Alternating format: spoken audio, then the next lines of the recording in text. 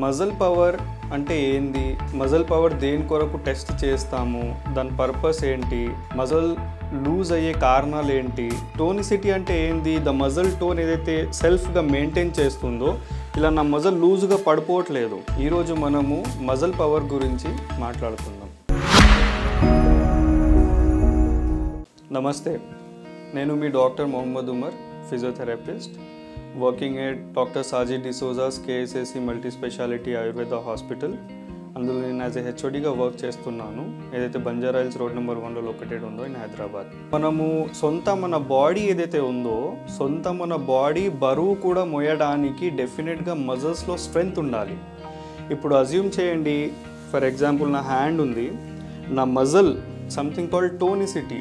Tonicity అంటే ఏంది, the muscle tone ఏదైతే సెల్ఫ్గా మెయింటైన్ చేస్తుందో ఇలా నా మజిల్ లూజ్గా పడిపోవట్లేదు. అది ఒక పొజిషన్లో స్పెసిఫిక్గా కాంట్రాక్ట్ అయ్యి అందులో some amount of tension will be there. So దానికి మజిల్ టోన్ అంటారు.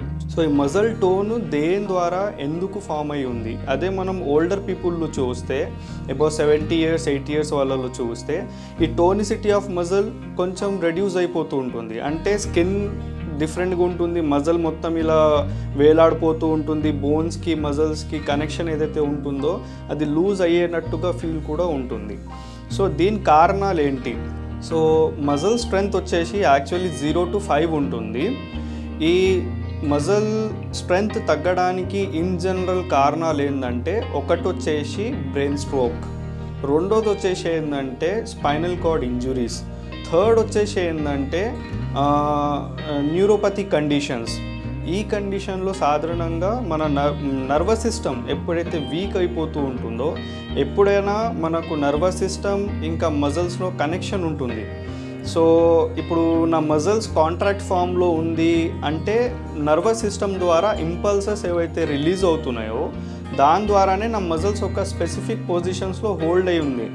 సో ఈ సంథింగ్ కాల్డ్ న్యూరోమస్కులర్ జంక్షన్, ఈ న్యూరోమస్కులర్ జంక్షన్ దగ్గర జరిగేది ఏంటంటే ఈ నర్వస్ సిస్టమ్ నుండి ఒక కాల్షియం రిలీజ్ అవుతుంది, దానికి అసిటోకోలిన్ అంటారు. ఎప్పుడైతే కాల్షియం ఈ కెమికల్ రిలీజ్ అవుతుందో నా మజిల్స్ కాంట్రాక్ట్ అవ్వడం మొదలవుతుంది. సో మజిల్ స్ట్రెంగ్త్ చాలా వరకు మనకు చాలా డిసీజెస్ గురించి కూడా రివీల్ చేస్తుంది. జనరల్ వీక్నెస్ ఉన్నా, ఇంబ్యాలెన్స్ ఉన్నా, సో అది దేని ద్వారా ఉంటుంది. సో అవి మనం ఈరోజు చూద్దాము. సో 0 to 5 గ్రేడింగ్స్ వస్తాయి. దీనికి మజిల్ మాన్యువల్ టెస్టింగ్ అంటారు, MMT అంటారు. సో ఇందులో 0 అంటే నో మూమెంట్ ఎట్ ఆల్, 1 అంటే గ్రేడ్ 1 అంటే ఫ్లిక్కర్ ఆఫ్ మూమెంట్ వస్తుంది అనమాట, ఫ్లిక్కర్ ఆఫ్ మూమెంట్. 2 అంటే మూమెంట్ మనం చెయ్యగలుగుతాము కానీ గ్రావిటీ పుల్ కాకుండా, గ్రావిటీ ఎలిమినేషన్ ఫ్రీ ప్లేన్లో. ఫర్ ఎగ్జాంపుల్ నా మోచేని ఈ విధంగా మడుస్తున్నాను, this is something called against the gravity. నేను దీని బదులు ఒకవేళ నేను ఈ విధంగా హారిజంటల్ ప్లేన్లో నేను ఎప్పుడైతే మడుస్తున్నానో అప్పుడు ఏంటంటే గ్రావిటీ ఎలిమినేషన్ ప్లేన్ అంటారు దానికి. సో ఈ విధంగా ఒకవేళ నేను మడవగలుగుతున్నానంటే that is something called grade 2. Grade 3 అంటే ఇప్పుడు నేను అగేన్స్ట్ గ్రావిటీ కూడా ఫుల్ మూమెంట్ చేయగలుగుతున్నాను. గ్రేడ్ 4 అంటే నేను మినిమల్ అసిస్టెన్స్ ఇచ్చినా కూడా స్టిల్ నేను నా మోచే మడవగలుగుతున్నా, దానికి గ్రేడ్ 4 అంటారు. గ్రేడ్ 5 వచ్చేసి నేను మ్యాక్సిమం స్ట్రెంగ్త్ పెట్టినా కూడా నేను ఒక స్పెసిఫిక్ మజిల్స్కి మడవగలుగుతున్నాను, దానికి స్ట్రెంగ్త్ గ్రేడ్ 5 అని అంటారు. సో స్ట్రోక్ కండిషన్స్ ఉన్న, ఇప్పుడు పారాలసిస్లో కూడా చాలా ఉంటాయి అన్నమాట. సో ఒకవేళ స్ట్రోక్ వస్తే మనిషికి whether it's male or female, వాళ్ళకు స్ట్రెంగ్త్ వైజ్ స్పెసిఫిక్ ఏరియాస్లో తగ్గిపోతుంది. ఎందుకంటే మన బ్రెయిన్, మన బాడీలో 2 types ఆఫ్ నర్వస్ సిస్టమ్స్ ఉంటాయి. ఒకటి సెన్సరీ అంటారు, రెండోది వచ్చేసి మోటార్ అంటారు. ఫర్ ఎగ్జాంపుల్ ఇప్పుడు స్ట్రోక్ అయ్యింది, బ్రెయిన్లో క్లాట్ అయినా ఫామ్ అయింది, లేకుంటే హెమోరేజ్, అది మన బ్లడ్ వెజల్స్ బ్లాస్ట్ అయ్యి బ్లడ్ బయటికి రావడం, లేకుంటే బ్రెయిన్లో క్లాటింగ్స్ ఫామ్ అవడంలో మన ఫంక్షనల్ యాక్టివిటీస్ పోతుంది. ఒకవేళ నా రైట్ సైడ్ బ్రెయిన్ ఎఫెక్ట్ అవుతే నా లెఫ్ట్ సైడ్ మూమెంట్స్ పోతాయి, నా లెఫ్ట్ సైడ్ బ్రెయిన్ ఎఫెక్ట్ అవుతే నా రైట్ సైడ్ మూమెంట్స్ పోతాయి అన్నమాట. సో ఇన్ కేస్ ఒక మనిషికి రైట్ హెమిప్లీజియా అయిందనుకోండి, రైట్ హెమిప్లీజియా అయినప్పుడు లెఫ్ట్ సైడ్ బ్రెయిన్ ఎఫెక్ట్ అయి ఉంటుందని అది మనం చెప్పగలుగుతాము. సో హెమిప్లీజియా అయినప్పుడు ఆల్రెడీ డ్యామేజ్ జరిగిపోయినప్పుడు అది ఎంతవరకు స్ట్రెంగ్త్ అందులో ఉందో లేదో దానికి మనం MMT ఈజీగా ఫైండ్ అవుట్ చేయొచ్చు. సో ఎంఎంటీఎస్ వచ్చేసి మజిల్ మాన్యువల్ టెస్టింగ్ మనం స్పెసిఫిక్ మజిల్స్కి చేయొచ్చు. లైక్ మన రిస్ట్ జాయింట్, జనరల్గా లార్జర్ జాయింట్స్కి ఇది ఎక్కువగా ఉపయోగపడుతుంది. సో రిస్ట్ జాయింట్ అయినా, ఎల్బో జాయింట్ అయినా, షోల్డర్ అయినా, మన హిప్ జాయింట్ని, యాంకిల్, సో దాని ప్రకారంగా ప్రతి ఒక్కటి దానికి మనము ఎంఎంటీఎస్ చేయొచ్చు. సో దీని ద్వారా మనం ఈజీగా డిసైడ్ చేసేది ఏంటంటే ఒక పేషెంట్లో ఎంతవరకు స్ట్రెంగ్త్ ఉంది, దానికి మనము అప్ టు నార్మల్ ఎంతవరకు తీసుకొని రావాలి. ఒకవేళ అజ్యూమ్ చేయండి పేషెంట్ ఒకవేళ గ్రేడ్ 2లో ఉన్నారనుకోండి, ఎక్కడైతే ఆయన గ్రావిటీ ఎలిమినేషన్ ప్లేన్లో మూమెంట్ చేయగలుగుతున్నారు కానీ అగైన్స్ ద గ్రావిటీ చేయలేకపోతున్నారు.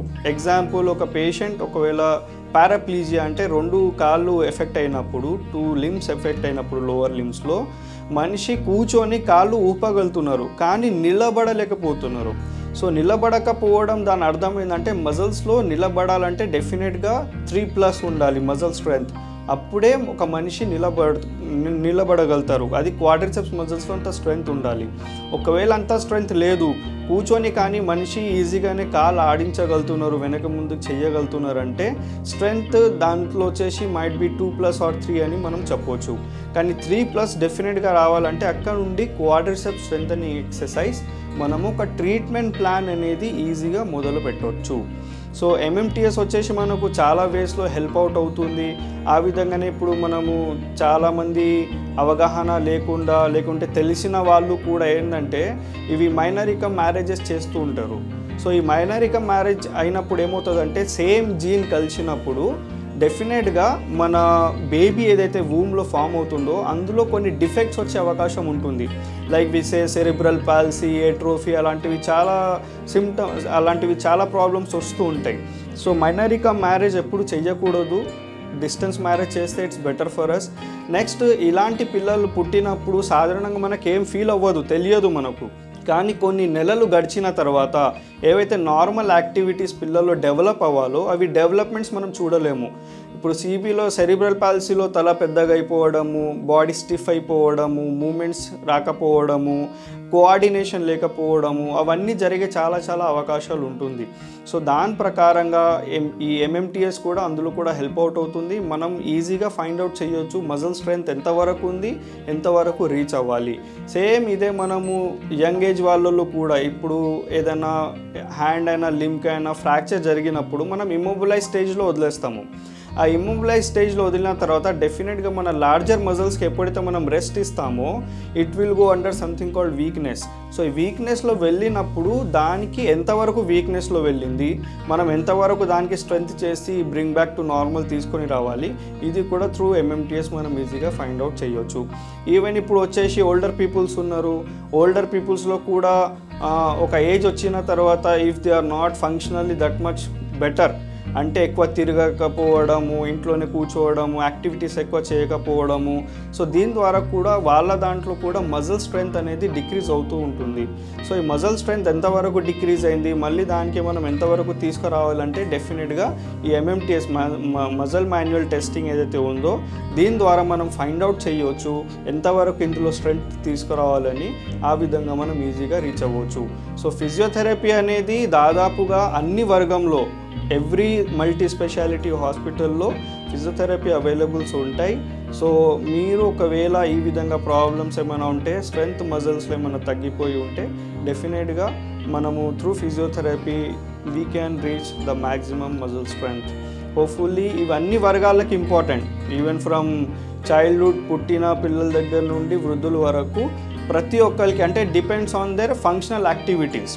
ప్రతి ఒక్కరికి అవసరం ఉండదు, కానీ అబ్నార్మాలిటీస్ ఏమైనా ఉంటే, ఏమైనా ఫ్రాక్చర్స్ జరిగితే, స్పైనల్ కార్డ్ ఇంజరీస్ జరిగితే, లేకుంటే స్ట్రోక్ ఏమైనా వస్తే, న్యూరో ఇష్యూస్ ఏమైనా ఉంటే డెఫినెట్గా వాళ్ళు through MMTS muscle manual testing చేసి మనము up to normal muscle strength తీసుకోవడానికి ప్రయత్నం చేయొచ్చు. ఎందులో అయితే మీరు నార్మల్ యాక్టివిటీస్గా మీరు సొంత పనులు మీరు చేయడానికి అంత పర్ఫెక్ట్గా ఉండొచ్చు. నమస్తే.